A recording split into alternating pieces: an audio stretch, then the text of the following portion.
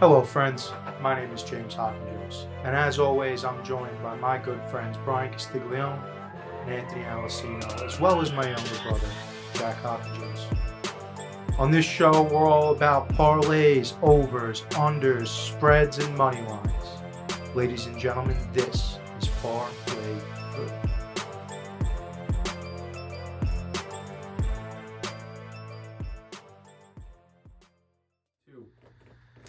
What is up, everybody, and welcome back to another wonderful episode of the Parlay-Vous podcast. It's another two-man game, pick and roll style of show today.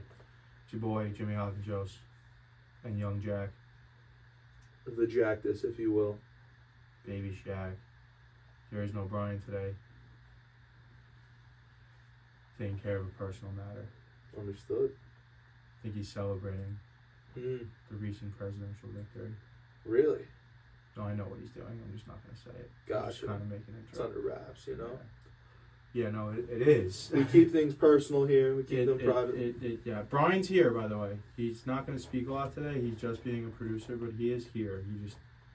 His throat's a little sore, and yeah, you know, needs a lozenge. You know, can't we didn't really have speak any. too much today, but that's okay. It is what it is. Anywho, we are going to move on. It is NFL Week 10, although we're not really going to cover Week 10 too much. We'll guess lines, whatever. You know the deal. You know the way the show goes. Your boy's having a rough, long week. I'm mumbling. I'm not enunciating. Stumbling. It's been a long. The Jets played on Thursday night, so I'm not fired up about that. You know, usually I come in hot off of the Jets' nonsensical activities of the weekend. But there weren't any. You know, I mean, they played on Thursday. They took care of business. But we'll talk about the Jets when it's time to talk about the Jets.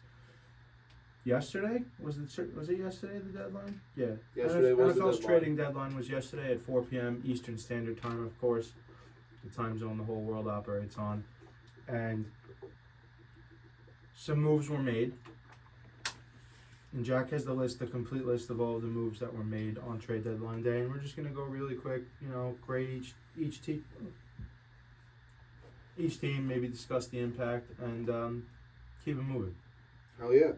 So first off, we're going to start with Seattle Seahawks acquire edge. This ESPN's really not doing a great job of keeping it simple here. 1 second, folks. Is it Baron Browning that they traded for? Ernest Jones. Oh. And it looks like the Titans sent Jerome Baker and a 4th rounder. Or let me make sure I'm reading this properly.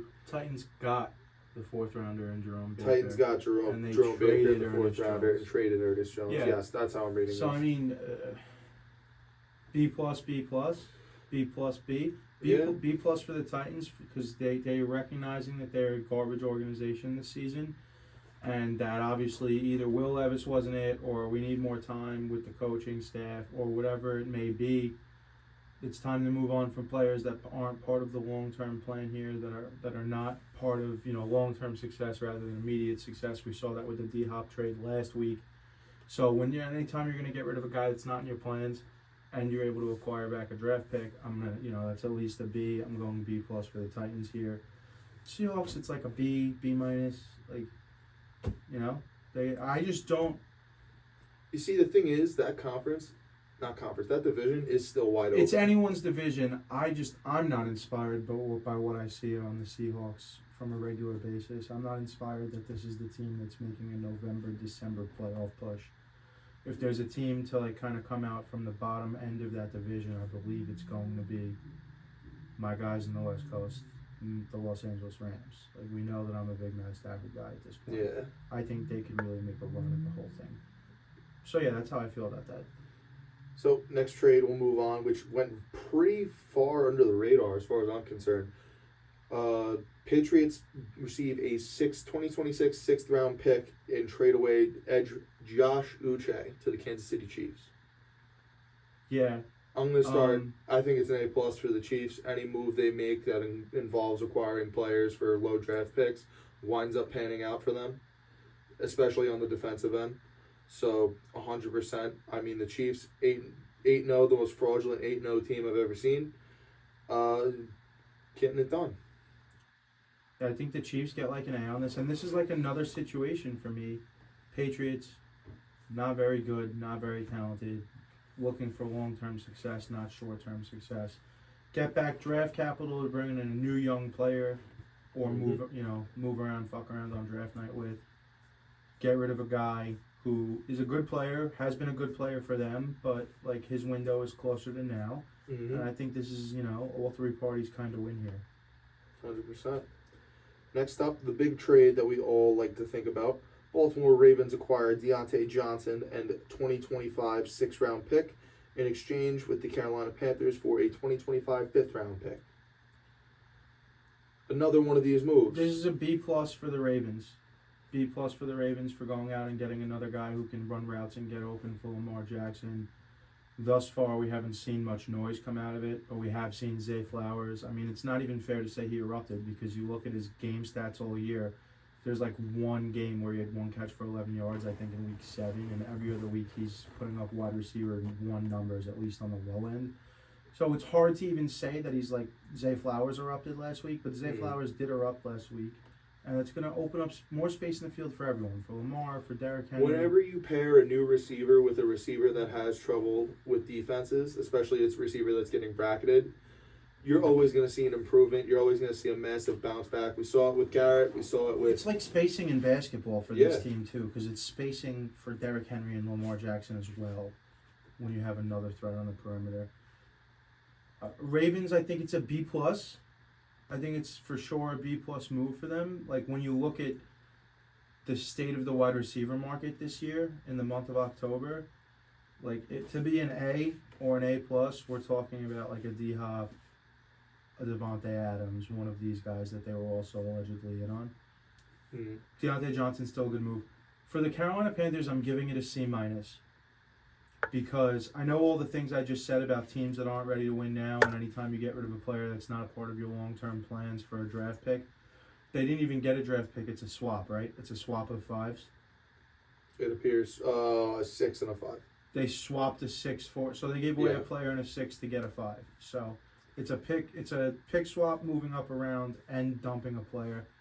So yeah, I guess they moved up in the draft, and you can say Fitz a whole hell of a lot more valuable than a 6th-round pick, and that's fine. And like most of these situations that I just discussed, these particular types of teams, I'd still say, yeah, that's a win because you're going to move off of the salary and all this other nonsense, right?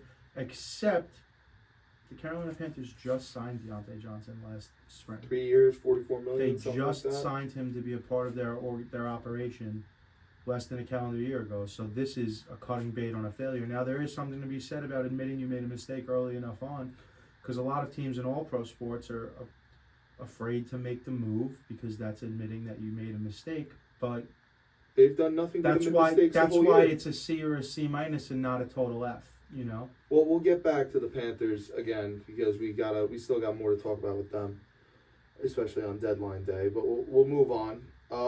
Minnesota Vikings acquire offensive tackle Cam Robinson as well as a 2026 conditional 7th-round pick, and trade with the Jacksonville Jaguars a 2026 conditional 5th-round pick. Yeah. Again, this is a C- for the Jaguars. I know Cam Robinson was a guy that was probably going to be gone at the end of the year. I believe he was in a contract year, and was kind of like not working out great in Jacksonville.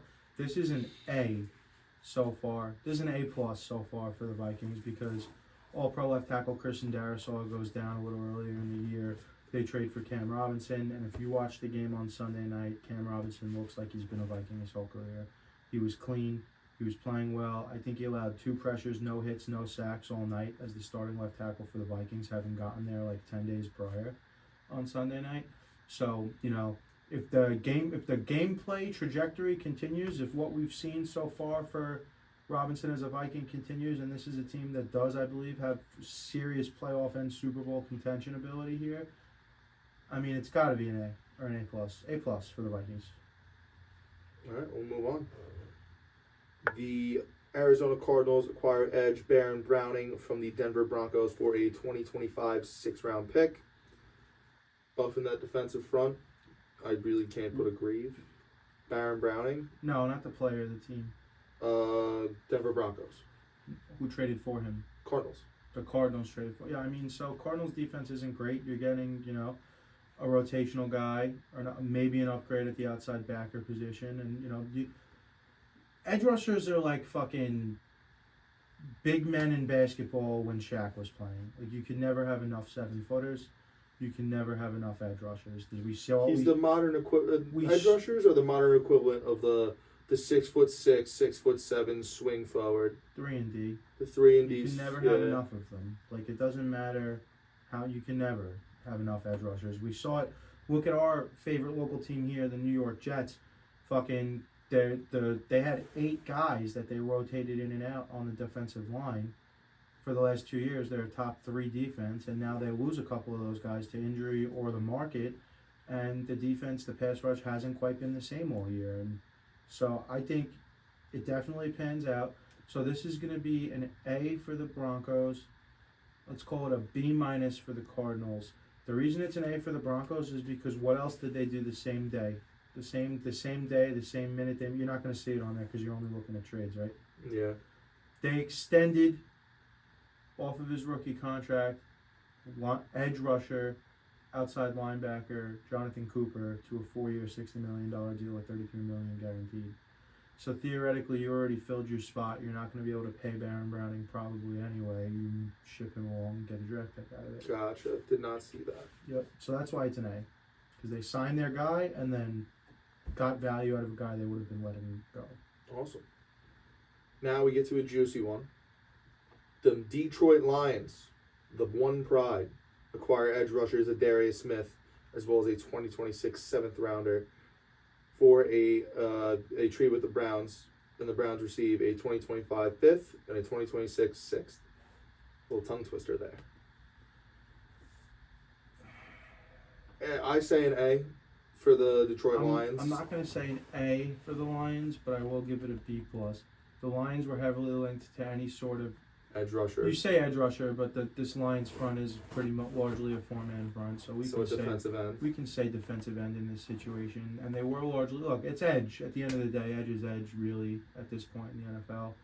But since the very unfortunate broken leg of Hutch a couple of weeks ago, the Lions have been heavily talked about. They've been heavily linked to Darius Smith. They've been heavily linked to Preston Smith, who I think also is on that list. As well, and I saw Myles Garrett a couple of times. Yeah, but the Myles Garrett shit was crazy because the price for Myles Garrett's not a guy you trade at this point in his career. No. Darius Smith is.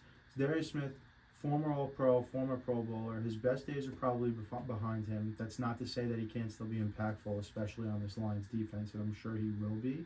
Mm. But again, this is Band-Aid, which they only needed to put a Band-Aid over the Aiden Hutchinson situation, assuming that he comes back to be anywhere near. Well, that defense still is pretty 100%. Solid all around. Yeah, and so I think it's a B+. For the Browns, I can't understand it. It's a question mark to me. I think the Browns are starting to realize that. The Browns are a team that can compete a little bit this year still. I think the whole Jameis thing is very shaky, especially in the NFL. I don't think as an NBA, as a head coach in the NFL, I feel like starting Jameis Winston is a very uneasy feeling. I feel like no team wants the brand of having Jameis Winston as their starting quarterback, especially at the beginning of his career. Jameis and it's sad. Awesome. It's sad because Jameis is awesome. We love Jameis. Awesome. Shout out Jameis Winston this past weekend, just threw his 100th career interception. Passing touchdown? Already passed 100? Yeah. Anyway, we'll move on to the next one because Browns, what are we doing? It's a question mark for me. It's weird. I don't understand it, but I'll give it a C+. The contract type shit is probably what it is. I'll give it a C+. All right, let's keep going. We'll move on.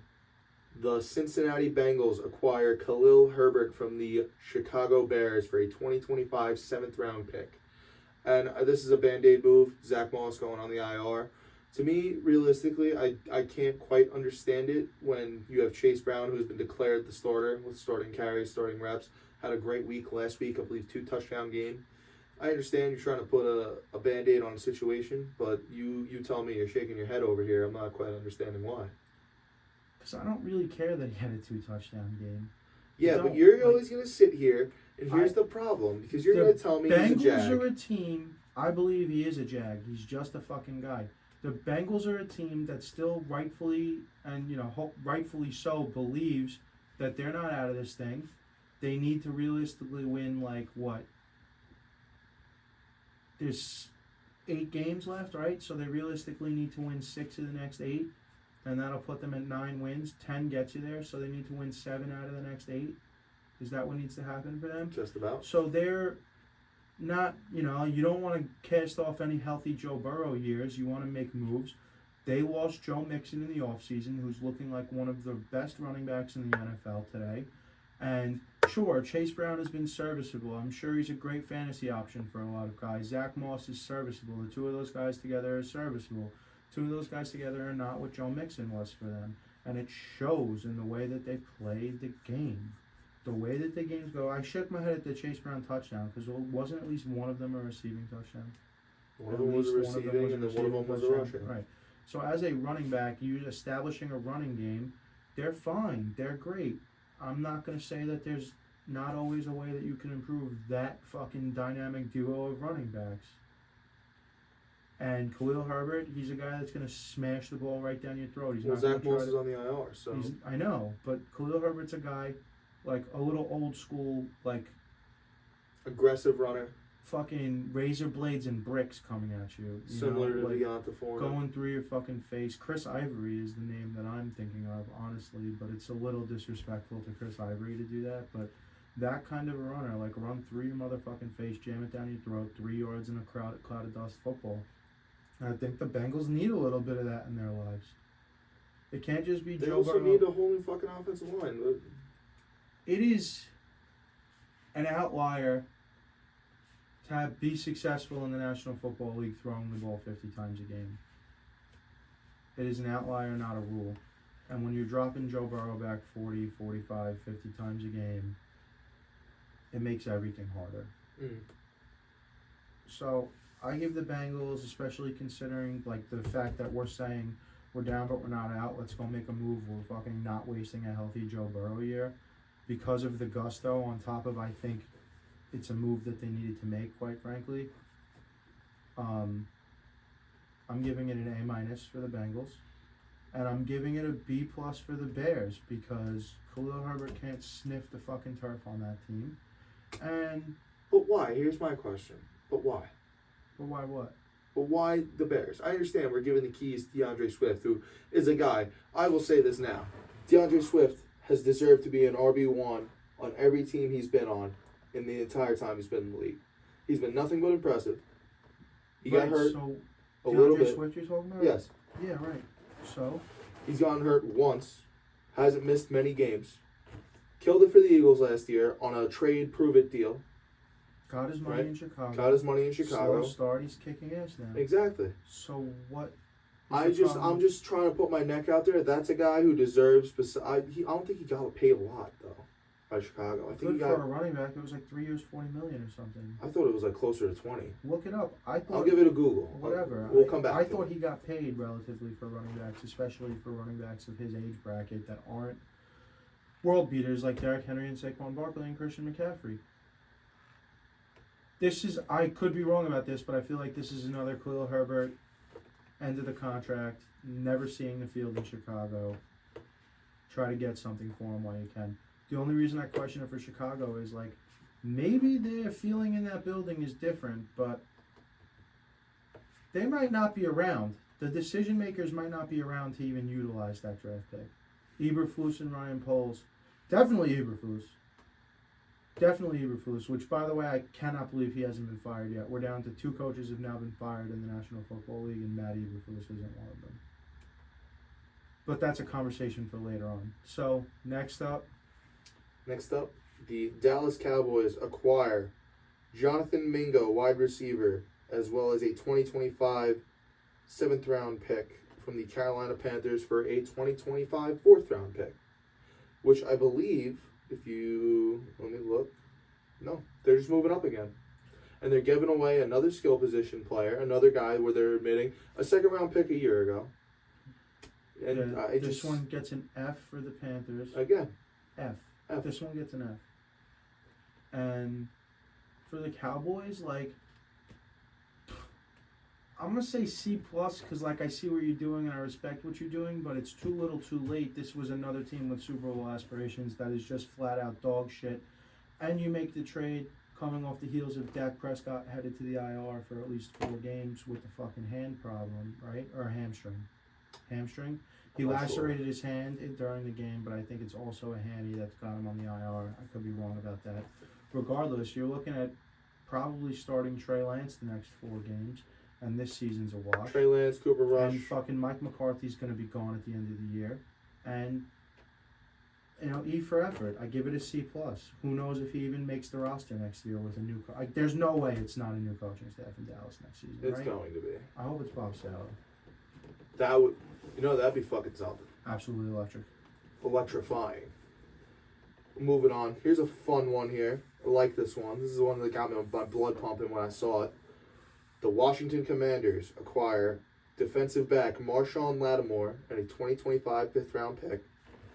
And the New Orleans Saints receive in return a 2025 third, a 2025 fourth, and a 2025 sixth. 3 picks, same draft. Yeah, so first and foremost, this is an A+ for everybody that is not the Kansas City Chiefs. Because the Kansas City Chiefs We're connected to Lattimore. were in heavy talks to land Lattimore. And had they landed Lattimore, a very good defense would have gotten even better and scarier. That being said, Commanders is a team that I think I spoke about. I don't know about we as a whole, but on the Futures episode at the start of the season, I spoke about them being a team that could potentially make some noise and potentially even win the division. And now look at them. And now they're in the top 7, 8 teams in terms of Super Bowl odds. This is a real team that competes.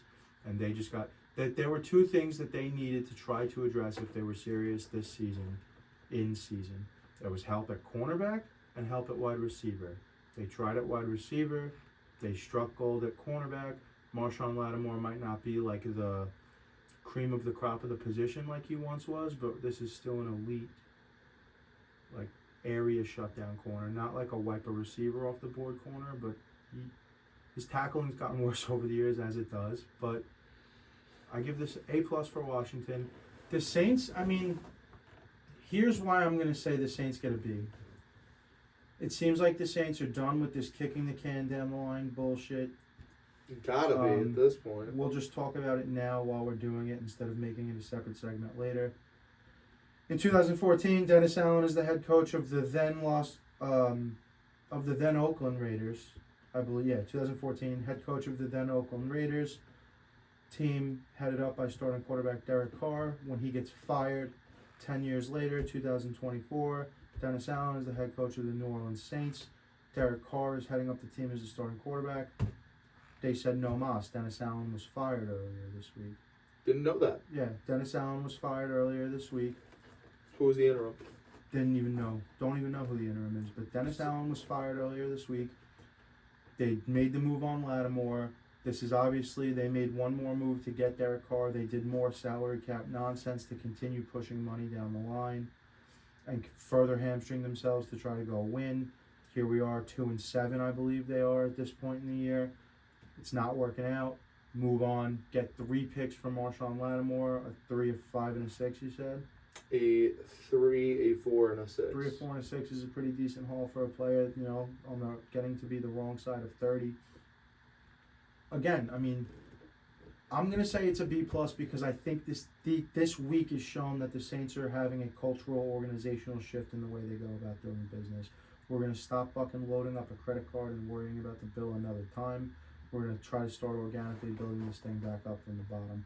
With that being said, I would expect players like Alvin Kamara to become available. Chris Olave is seeing specialists this week because this weekend he had his 4th concussion in his short, young NFL career. He could be talking retirement if he's seeing specialists at this point. This is a team that could be hard relaunch. Get it all out, new bullshit. Out with the old bullshit, in with the new bullshit. It gets a B+, because I think this is the way they're going, and if that's how they proceed to go this offseason and next offseason. Let's just commit to 2 dog shit years. Let's wipe all this money off of our books, try to get some assets in the process, and let's start building this thing right. For me, it's sad because the flash in the pan they had at the beginning of the year, and I'd said to call the flash in the pan, they look fucking great. Alvin Kamara looks like he's on the... Alvin Kamara looks like he's still got a few good more years for another team if they so choose to go that route. So we'll move it on. The Pittsburgh Steelers acquire wide receiver Mike Williams from the New York Not Yets in exchange for a 2025 fifth rounder. Yeah, so the minute that Rodgers fucking laid Mike Dubb out to dry in the post-game presser, and he was supposed to be on the red line, and he didn't stay on the red line, and Rodgers threw the pick and blamed Mike Dubb for it. Then shortly after that, in comes Devontae Adams. Weird move to me because the Jets are, again, it's Super Bowl or bust. We're not mathematically out of it yet. You look at the schedule the rest of the way, I see one loss. If on paper, it's the Buffalo Bills. They have the easiest schedule in the NFL going forward. Allen Lazard is on IR for at least 3 more games. It's a curious decision because now wide receiver 3 is either X, Gibson, or Malachi Corley, who just had his fucking nonsensical bullshit. Which, by the way, I can't believe that still happens. Like, Deshaun Jackson is a meme still to this day. They call it the Deshaun Jackson when you do that. You drop the ball. When you drop, yeah, because he did it in a playoff game, I believe. They call that the Deshaun Jackson move. It's been over 10 years, I think, or in the realm of 10 years since Deshaun Jackson did this shit. Everyone knows about it. It's got to be coached up all the time. Once a week between Saturday and Sunday, college and the NFL, this shit happens. Once a week, somebody fucking does it. I don't understand how this. Pitts almost did it twice. Twice in one game. In one fucking game. I don't understand how this shit keeps happening, but whatever. Regardless, my point is that now at wide receiver 3 for at least 3 more games without Allen Lazard, it's either Xavier Gibson, who is a return specialist, or the rookie Malachi Corley, who is more of like a gadget play guy at this point in his career. Gadget play, jet sweeps, this and that, Yak King, as he was sold to us coming out of the draft. I don't see no wide receiver screens in that playbook, though. There's nothing to lose here because you signed Mike Williams, allegedly assuming that you weren't going to make another splash move at wide receiver like you wound up with Devontae Adams, even though most of us Jets fans could see it coming a mile away. You bring in Mike Dubb on a 1-year prove-it deal. You get 1 year to play with Rodgers, and then, you probably go elsewhere coming off the torn ACL.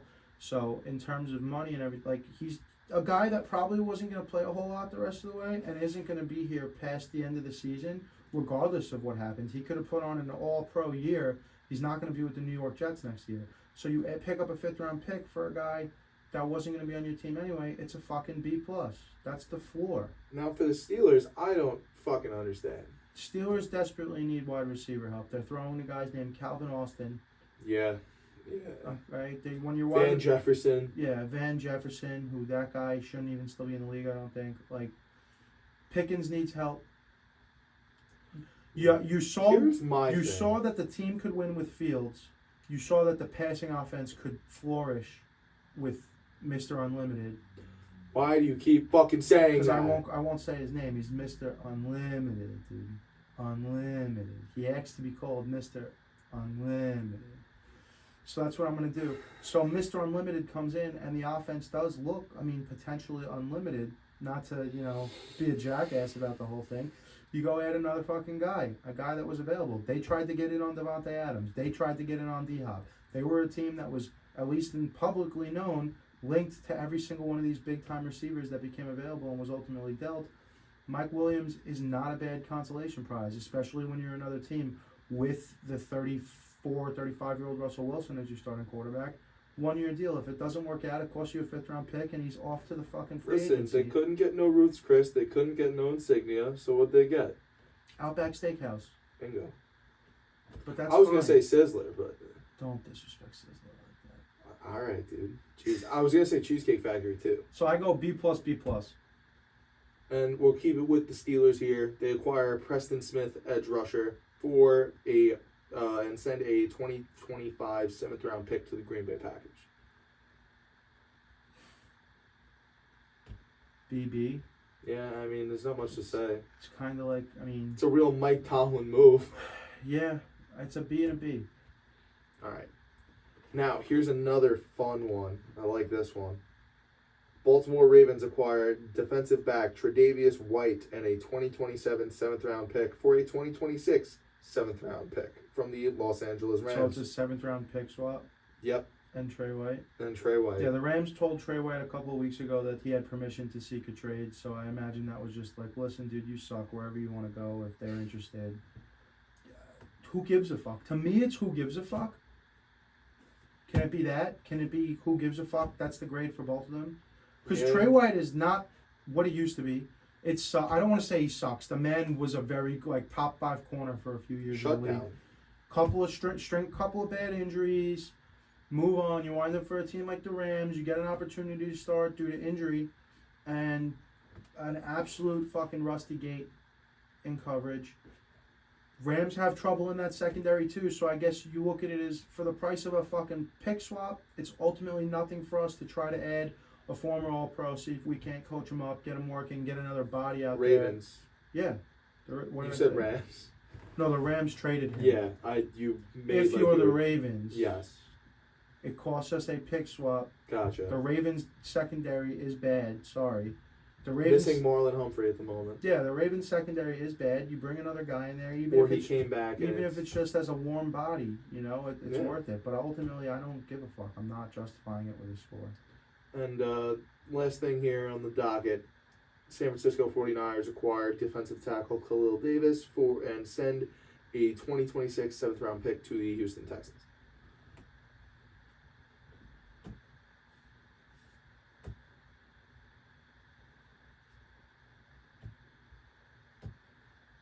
It's reorganizing furniture on the Titanic, dude. I mean, that's about it. That's the It grade. means- That's the grade, dude. It means nothing to me. So that's the NFL trade deadline. Also Election Day, so a fun day. A fun day in American pastimes.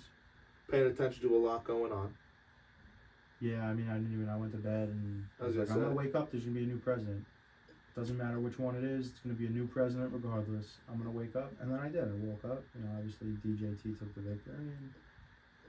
And we went about our day. It was still Wednesday. It was still So, Wednesday. Big day in America. Big day. Let's do this.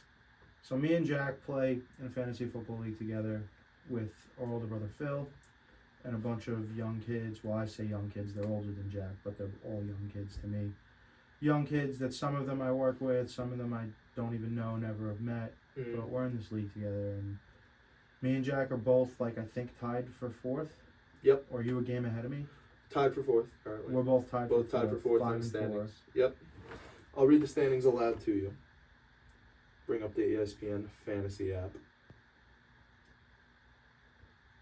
So, the good old Frenchie 500 in first place. A friend of yourself. Fucking Fran. No longer Jerk off. associated at your job, but still a friend. No, what? I said no longer associated at your You? job. At your job. You aren't. I'm not. This other gentleman is as well. He works with me, yes. No, the next gentleman I'm talking about, Mr. Sean Fay, Oh, yeah. in second place, tied with Fucking this Fay. guy Connor, whose team's name is Kenneth Skywalker, big Star Wars guy, I guess. So now, this is the thing, you're competing with that guy. Keep that in mind. Yes. Continue. And then it comes to me, and you, as well as this gentleman Matt's magnificent team, as well as James's scary team, tied in fourth place, That's three-way me. tie. James' scary team, that's me. And I'm 2 Rams, 1 Cup. Spelled with a K. So, I'm 5-4. You're 5-4. First place is 7-2. I have a massive gaping hole at RB2 on my squad. I've been starting Braylon Allen of the New York Jets over the last couple of weeks. My options at RB2 are Braylon Allen, Devin Singletary, Zamir White. I think that's it at this point. Yep. I also had Gus Edwards, who's hurt. still. Sentenced to the IR. And I had someone else that also got hurt. Pulling it up. I went about this draft with, I don't know if he's on my roster anymore, I probably cut him. Nope. I went about this draft with three wide receivers in the first round. I don't know if I went 4 consecutive receivers or not. The 4th round is when I might have taken Josh Jacobs, my RB1. But then, for some reason, Godwin just kept falling and falling, so I got to a point where I'm like, I have to take Godwin. It's ridiculous. So I had a stable of wide receivers. I had Garrett Wilson, Chris Godwin, DJ Moore, who now it's looking shitty with DJ Moore. I should have traded him a few weeks ago. And Chris Olave, who also might retire. So it's getting weird for me now. But I need to make a move for a running back. And Jack is trying to pry Garrett Wilson away from my hands. Well, I will say, it's not as much prying as offering. I did send you a trade today. that went as follows, that was altered.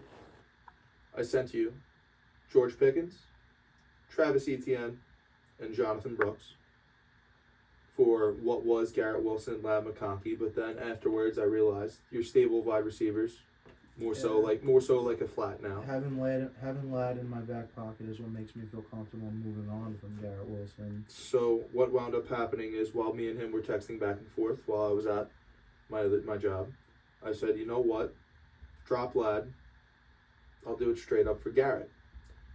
And to your response, you said we were kind of close to a deal. Here's the problem. Let's negotiate. Connor Avalon, Kenneth Skywalker, earlier this week he offered me Garrett for Jonathan Taylor and Deontay Johnson. Okay. And that's the issue here. I feel as if that's got more value to it. Okay. You know? So, let's talk business. How much of a caliber of a player do you feel roster. you would like to have a look at the roster? Yeah. You said A-Chain and who else? A-Chain and Jamar Chase I don't need them. unavailable. There you go, sir. So, for me, this is more of a vendetta for me against Phil than it is anything else. Obviously for you, because we're both tied in 4th place. Here's how I feel about the situation. And you know what? You'll probably wind up saying something to me after I explain.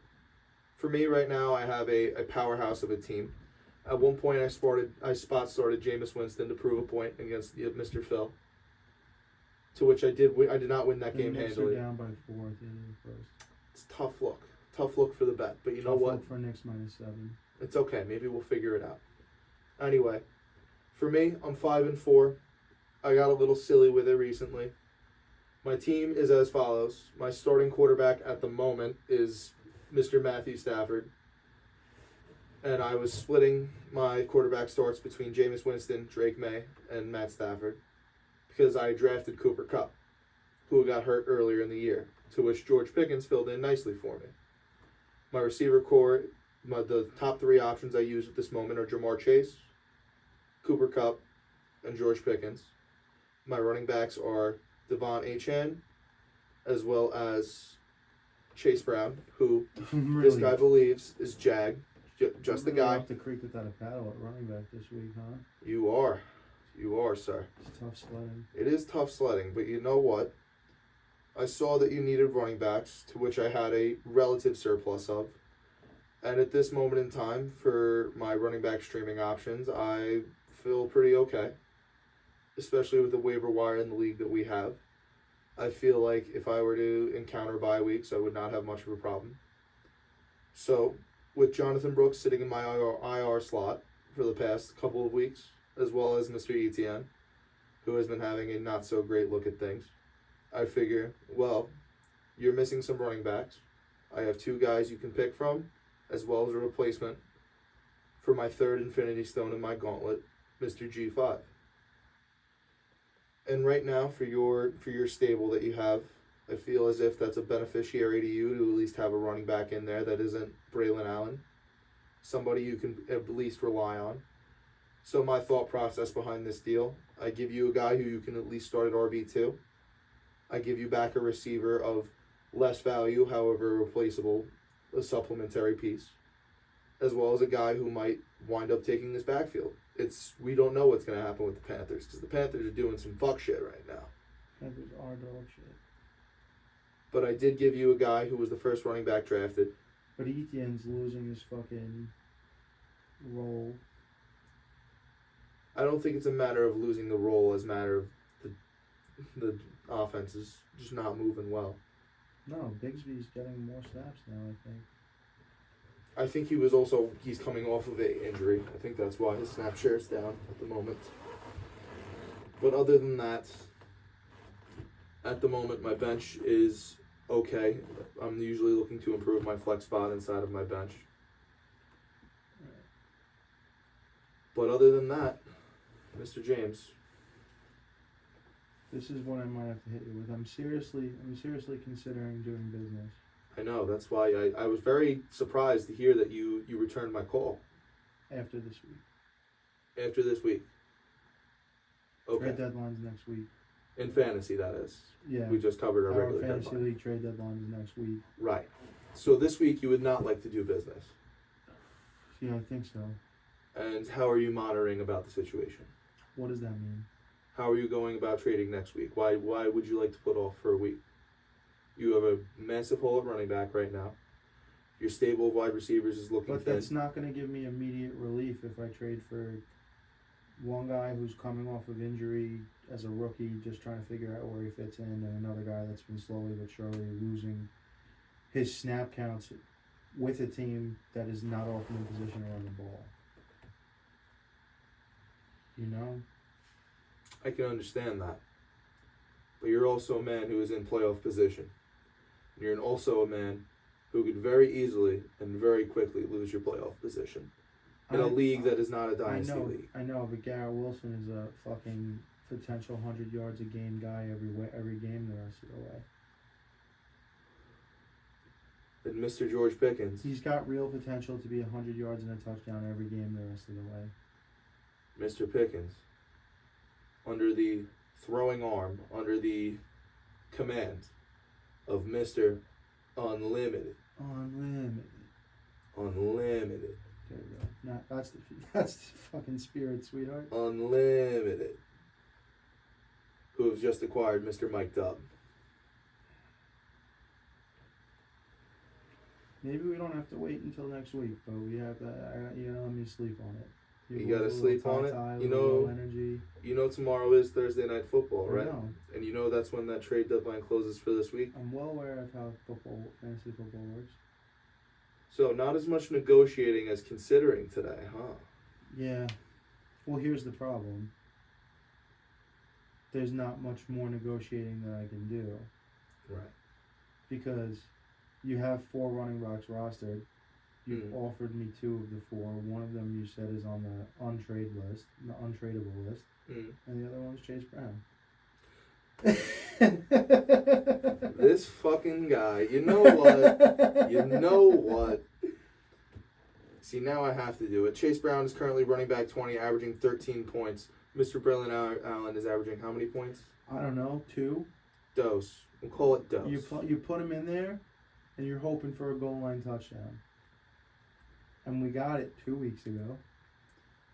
Look, it was all fine and dandy with Singletary until he got hurt, and then Tyrone Tracy Jr. started doing his thing. And I drafted Zamir White to be my RB2. He got hurt. He wasn't doing shit. Then he got hurt. Now he once again is not doing shit. He scored a touchdown last week. You know how many points he had? 7. He rushed for 10 yards and a touchdown. Or he had 1 yard rush and then a minus 1 yard reception. I don't even know. Oh, fuck. I forgot about that. That's rough stuff, huh? What? It's tough sledding. I just dragged this across a live microphone. Oh, man. You want to guess a line or two or what? I mean, it sounds like you do need to sleep on it, and you didn't really put it to rest, but you know what? I'll put it to rest for you. What do you mean? I just did. I just said, let me sleep on it. And I'll say, phone lines are always open. Okay, I love that. You got the lines out? You ready to guess one or two of them? Yeah, I could guess a few. Guess a line or two? Get mad? We have Thursday Night Football.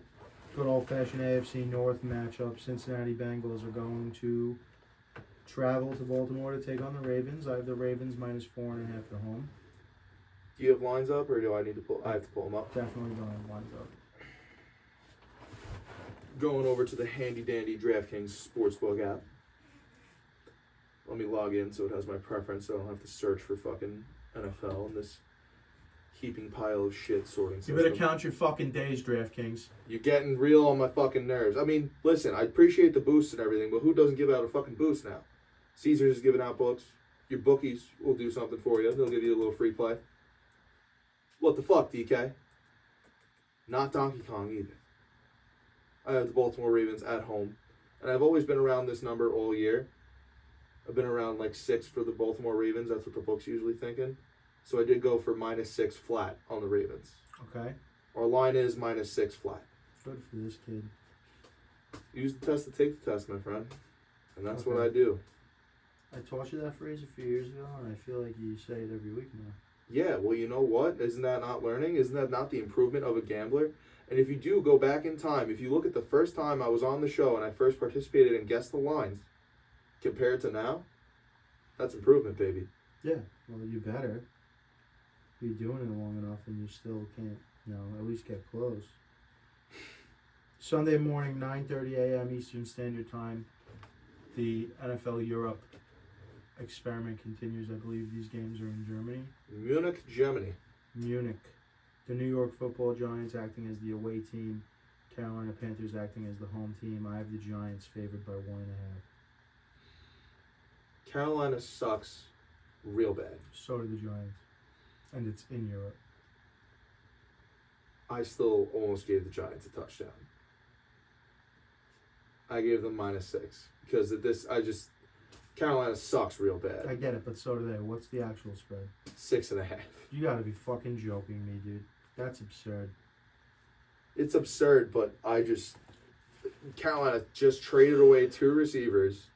I get it. I think they're gonna run the triple The option. Giants are also dog shit, though.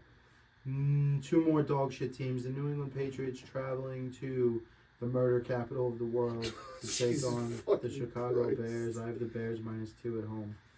The book has always been respecting the Bears, so I gave them 5.5 at home against New England, who isn't doing great.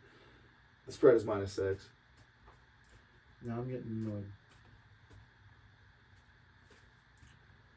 Buffalo Bills going to Indianapolis. Colts are going with Joe Flacco the rest of the way. At least that's their plan. But they are not giving up on Anthony Richardson, and their long-term plan is to go back to Anthony Richardson. I just don't know how much the Colts can compete this way, and Buffalo is red hot right now and almost already won the division in the AFC East. Give me Buffalo -6.5. I have Buffalo -6. And the spread is -4. Shut the fuck up. That's crazy. That's weird. It is a little weird. I thought it was a little low. The fucking ankle biter Denver Broncos going to Kansas City, take on the 8-0 Patrick Mahomes and the 8-0 Kansas City Fraudulent Chiefs. 8-0. I disagree. Kansas City -7.5. I have Kansas City -8.5, and the spread is Kansas City -7.5. Bing bong, baby. So a good way to get started there, Jim. Yeah. First Just points had- are a bing Just had bong. to see one go in, I'd call that an and one even. Hot Atlanta, led by Kirko Chains.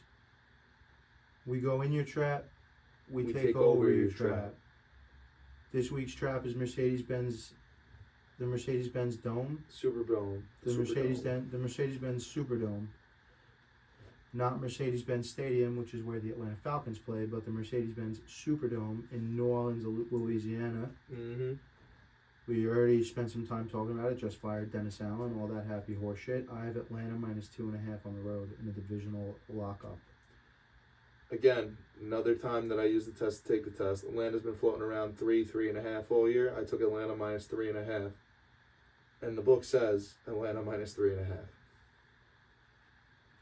I just don't buy it. You're just having a rough week this week. I think you're tired. I think that's fucking up It's your got nothing to lines. do with it. Oh, Got nothing to do okay. with it. All right. San Francisco 49ers at Tampa Bay. I have San Fran -3.5. I think they're not as good this year as they're perceived to be or as they have been in the past, and I think Vegas is taking notice of that. I thought about Christian McCaffrey coming back this week. Didn't even consider that. I couldn't give a full touchdown on the road, so I gave -6.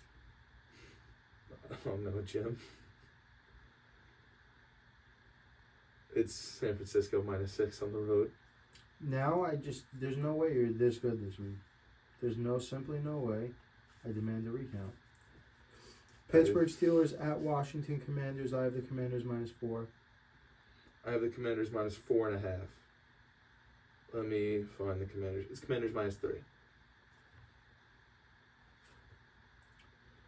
Minnesota going to Duval County. Vikings Skull -7.5. I got Vikings Skull -6.5. Let me find them Dem Vikings here. This is the last 1 o'clock game, right? Mm-hmm. DraftKings, what the fuck? I found it. It's Minnesota Vikings -4. Again, a low one. Yeah, that's criminal. This is a weird. What do they know that we don't? I don't have the answers, Sway. Tennessee Titans going to Los Angeles to take on the Superchargers. Give me the Chargers -2.5. Tennessee fucking sucks, and I gave the Chargers a full touchdown. Yeah, the Chargers suck too, though. But they don't. They Chargers fucking suck, bro. Chargers -7.5 is the spread. What did you say? 7.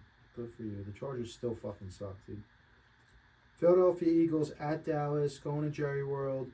Potentially will be rolling out former number 3 overall pick Trey Lance at the starting quarterback spot for the Dallas Cowboys.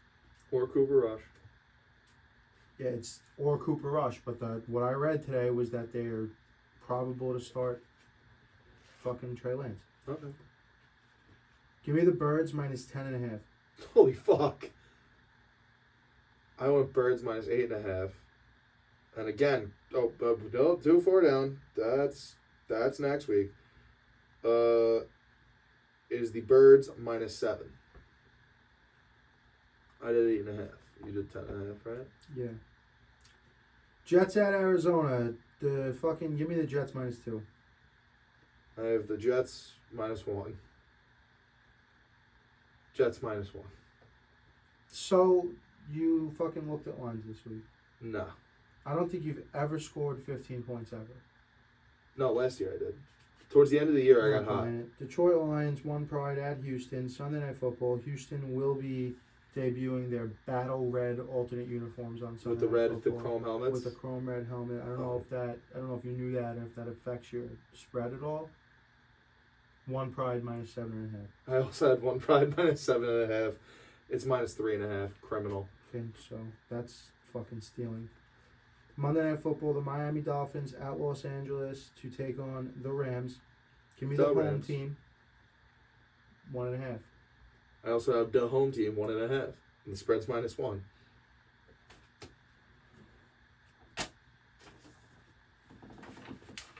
Congratulations, you won. 14 to fucking 3. Got anything to say for yourself? I think you're a little cranky this week. I think you're a little tired. I think that might have done it for you. I haven't looked at anything. The only thing I looked at this week was NBA, and that was on the fucking NBA app. Yeah, working at a bar, sports channels on all the TVs. Nope. Yeah. Thursday Night Football. Ravens, Bengals. The spread was what you said? 6. The over-under is what? Pulling it up. 53.5. I think the Ravens are going to steamroll them. So give me Ravens -6. Under 53.5. Mark Andrews to score a touchdown. Wow. I Not like a it. parlay necessarily. What are the parlay odds? Name of the show is Parlay-Vous. Plus 950. All right, I like that, but something about betting touchdowns with unders just seems sacrilegious to me to parlay them together. It's 53. I know. I don't but feel as bad. every time a touchdown's that's scored by either team that isn't Mark Andrews, the likeliness of you getting the prop and staying under shrinks exponentially every time. You know what I'm saying? Yeah, These Mark are just the Andrews, actions that I like. I like Mark Andrews to score a touchdown. Plus 170. Take the under out. Just do the -6 and Mark Andrews to score a touchdown. That's probably sitting at like plus 350, plus 400, something Plus like that. 365. Nailed it. There you go. You're sharp on the fucking book. What's up with the spreads, dude? I mean, because that's simple math. All right. You just kind of do roundabout numbers, you know. Mm. Ravens -6, Mark Andrews to score a touchdown anytime, plus 365. That's my big Thursday night parlay. Mm. I do expect the Ravens to blow the doors off of the Bengals. I don't think the Bengals are that team this year. It's just the way that I know that they have Joe Burrow, they have Jamar Chase. They have a lot of issues going on. They did not move on from T. Higgins at the deadline, so we have that situation we have to figure out. I think they're not going to be like a top 10 in the draft by the end of the year, but I don't know if they make the playoffs, and I think they get steamrolled on Thursday. So my bet that I'm looking at, Bengals defense, dog shit. They can't fucking keep up with Baltimore's defense, dropping Joe Burrow back as much as I want them to. Jamar Chase has predicted 20 fucking points this week. Because they're going to be chasing. So my number I looked at, my favorite prop this week, Zay Flowers over 100 receiving yards, plus 400. I like that one a lot. I was gonna say over that feels 100 or yeah, over straight. 99.5, Over 100 plus, which is over 99.5. which matters. To me, it matters. Difference between 100 and 101. It's Yeah. 1 yard, but still. Like, Well, that always matters because like it even matter. Half points always matter to me, especially. That's why I do props like and yardage drafting. props. Don't even go even. It should be half every time. They even offer you to be. It's usually at least at an even number, or if it's an over under. It's always it's Almost usually an always. even number when you're selecting, unless you're looking At over least unders. when you're picking for at least, it's an even number. But if it's an over under, it's usually a half. Gotcha. Almost every time because you eliminate the tie. You know. Yeah. Nothing real special about this game. I am curious though for a Baltimore defensive touchdown, just to see what we're looking at. No, I mean also Derrick Henry for 2 is always in play here, but then Plus 190. that's what's crazy about it. The odds are almost not worth it. Something else to consider is always Lamar to get in, which is probably floating right around even money somewhere, if I had to imagine. Plus 155. Okay, a little bit better than even money, but still. And, I mean, Justice Hill is always a viable option as a vulture sort of a situation. Like we saw a few weeks ago, Derrick Henry took off for 82 yards and didn't get in the end Justice zone. Hill fucking little I don't pass think out of the Justice backfield. Hill. I don't think Justice Hill scored. I think Derrick Henry stayed in and scored on the next play. But that's a situation where, you break off a long play and then he needs a blow. The next running Justice Hill comes in and they hand it off to him and he gets in. That's always something that's worth taking a stab at. But They aren't offering a oh wait, there it is. Plus 500 for a defensive touchdown for the Baltimore Ravens as well as the Bengals. Here's a fun one. You want to get a little tiny bit silly. Mike Gesicki, who's been balling out for the worst gritty in Bengals. the NFL. Who cares? He's got the worst gritty in the NFL. He's I feel like a child even saying it, but like, Mike, do us all 30-somethings a favor, pal. Stop doing the gritty. He's also a fucking 6'7" white guy. So All the more reason. Stop doing the gritty. just be like Kirk O'Chains, dude. Just swag surf. Do the Real fucking, simple. Do the Man, hokey I got that pokey. swag. I would pop so hard if someone scored a touchdown and they started doing the left foot in, the left foot out, the left foot in, and we shake it all about. Do the hokey pokey and you turn yourself around. How'd you That's feel what about the it's all headstand thing? Headstand thing's dumb. The headstand thing's dumb, and I can't wait for somebody to strain their neck doing it. That's how I feel about it. Yeah, I guess it's cool. It's the new thing. What about the fucking see you? The Cristiano Ronaldo see you? Do you see the Yeah. You see the player that fucking buckled his knee doing it? Saturday, No. I think it was Saturday in college ball. Scored a touchdown, took like 3 steps, jumped, did the Ronaldo thing, came down on his plant foot, buckled. Don't know how hurt the kid wound up getting, but like the headstand thing, here's what I'll equate it to. And I don't even know if you're going to, because it was a guy with a very short career, but it was a New York career. David Wilson, running back for the New York Giants, he used to do backflips in the end zone. He was the kick returner. He would do backflips when he scored, and he would do backflips in the end zone. And I don't think he got hurt doing the backflip, but he hurt his neck, and he definitely like fucked the backflip up. I don't know if he got hurt doing the backflip or not, but that's how I feel. What's his name does that? The returner for the Colts a couple years ago. That's how I Running back. feel You know who I'm talking about? the bowling pin thing is gonna go. What? Somebody's gonna get hurt doing the bowling pin thing? Yeah. Well, who's the returner from the Colts for like 2 years ago or a year ago? The guy you said he just sees red when he runs, when he catches the punt. Fuck, what's his name? He was a running back too. He filled in for Taylor when he got hurt last year. I think he was a junior. I don't know where he's at now, but Oh. he used to do fucking somersaults and shit in the end zone. Yeah, well, I mean, anything like that can involve some sort of an injury that's going to fuck up your ability to make money, I think is stupid. I don't want to be like this old you kids get off my lawn thing about it. I grew up thinking T.O. and Chad Johnson were fucking awesome. You know, I think the celebrations are cool.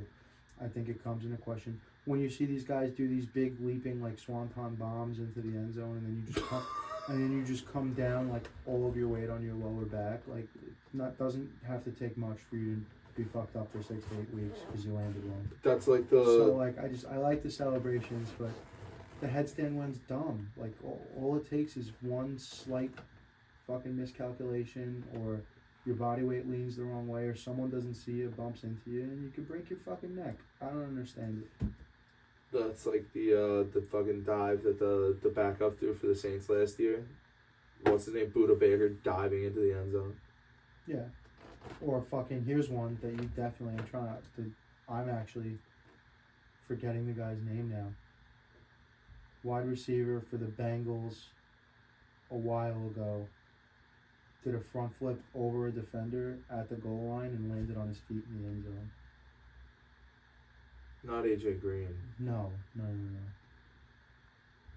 I want to say it was like Samson or something like that. Yeah, I feel like I know what you're talking about. I feel like I've seen that clip a couple That of was times. a sick clip. Fucking Golden Tate. Here's another dumb one. I'll do you one better.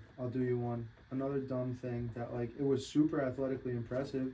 One of the most athletic things I've ever seen on a football field. Objectively fucking stupid. Saquon. Dude. With the backwards fucking leap. Like, yeah, look, it worked out and it looked cool.